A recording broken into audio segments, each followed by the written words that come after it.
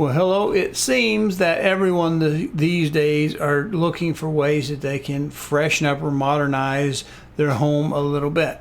Colors of paint are always popular because people run through fads quite often and they'll decide they need to change the room up.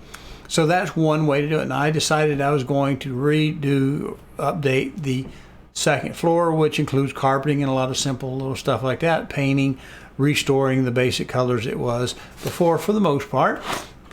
But one thing I want to do was change out my old kind of dated color of yellow brass doorknob. They're just kind of contractor grade hardware. It looks perhaps a little more chromish than it does bright yellow brass, but it's actually, that's the finish of it. And I decided to go with a quick set Cove series of doorknob, and I think there's 12 of them or so up there. So I ordered some online. I got a brown box version. This is the Cove style knob, and I found the same thing over here at my big box store in a clear package. But you'd be surprised to find out these are not the same doorknobs, even though their passage or their privacy, they're not exactly the same doorknobs. The brown box is a little more versatile. I prefer it for some very obvious reasons I show you in there, that other than the fact it was a little bit cheaper. Now, my invoice doesn't quite match my prices on the website. It doesn't look like I received the sale price for either series of knobs that I bought. However, they still managed to save me money over the local store in the clear plastic package. I also have to get hinges because I have the brass colored hinges, and most of them had paint on them, overspray paint on them from when the contractor built this house. So here are two that I use. These I picked up from Lowe's or something. Well, maybe one of them was from somewhere else. About the same price. 12 of them for about $27, $28. I have 3 hinges per door, so that would bring kind of around $25 or so per door.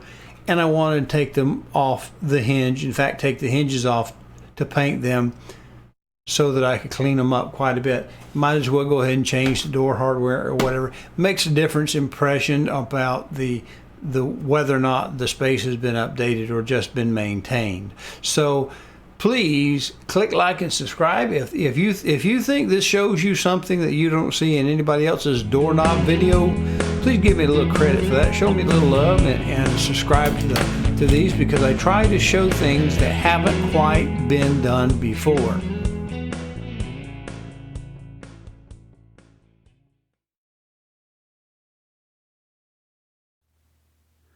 Chances are, if you're going to do some remodel or refresh, you'll find out when you take your doors off that the door hinges most likely will be numbered like this from when they built the house.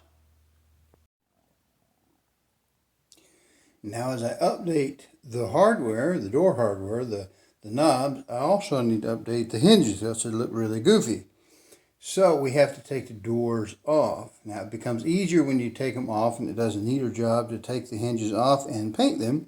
But then we just want to number the door. Well, we don't want to marker on where we're going to paint because it bleed through a lot of cases. So we mark in the white spot, or behind the hinge, on both the door and the hinge place on the frame. But a common place you might do is either on the top or the bottom of the door, and you just marker right there. If it bleeds a little bit, it's not going to be too bad, but that'll match up the door when you go back put them together. Now I want to show you something. This is a closet door, very small closet door, but a bigger door can be a little harder to align. So if you use a little pry bar, we can set the bottom of the door on the pry bar, and then with our old worn out sneaker we can lift it up to get it just right to help put the first couple of screws in.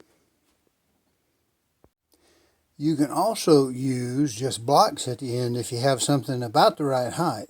And on the hinges, if you'll notice, this one, when you look to buy them, they'll be measured this way. Measure the height, count the holes, and of course you want to make sure that the pins are removable I personally like the pins that are removable. And of course, you'll notice that this radius right here, there are different radiuses. There's a tight radius and a fat radius. I think that's 5/8, and that's a 3 1/4 or 3 3/4 hinge. I forget. But anyway, just measure them and you know which ones to get.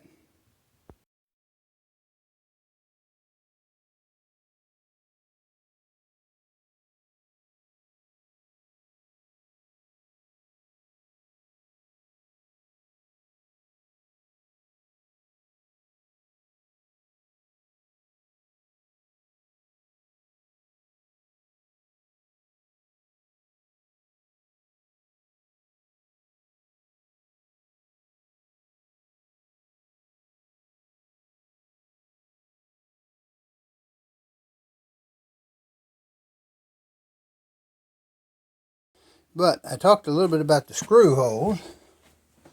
We can come over here. This is a privacy lock. So it's got the little hole to unlock the door from the other side, but also it gives you the opportunity to use a screwdriver to take the knob off in case the door malfunctions somehow with the hardware. You can just take the lock apart and then operate the internals to unlatch the door. See, now this is a passage, but see the way the door swings? If you have it this way, you don't have to see those ugly screws. You can just do it that way because you can always knock the pin out and just take the door off the hinge.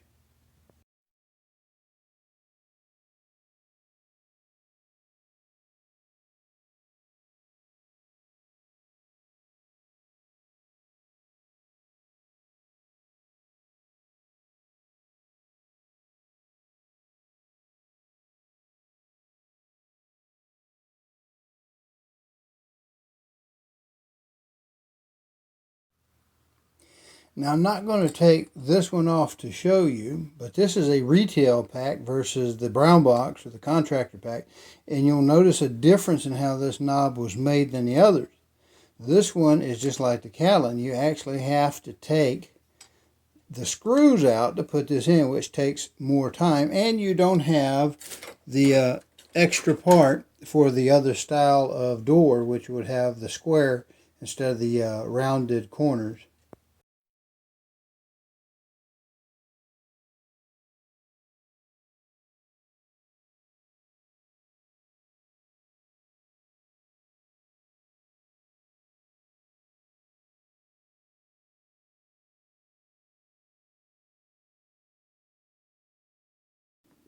While this is a quick set Cove series, most door hardware is strikingly similar. Get it? Okay. So what we see on this part of the door, you'll see that square versus the little round. Obviously your door is going to be one or the other. And this is not needed. It's probably going to be used on a metal door, as most likely that square is too, but you don't really know. I'm sure there's some wood ones out there. Now with the quick set, we just put this back plate in that holds it, and then we'll pick the one of our choosing, this guy, and snap on top. Now as you can see from this is the door hardware. It is, like I say, it's a Cove series. This is a passage. You see there's no privacy lock in there. The little spoonbill can only go in the other half one way, and of course it has 2 screws. But one of the things I like about this series of door hardware, you see how that little slide is, and I can't do this one-handed and hold the phone too, but this outer ring that goes against the door, you see you don't have to take those 2 screws out.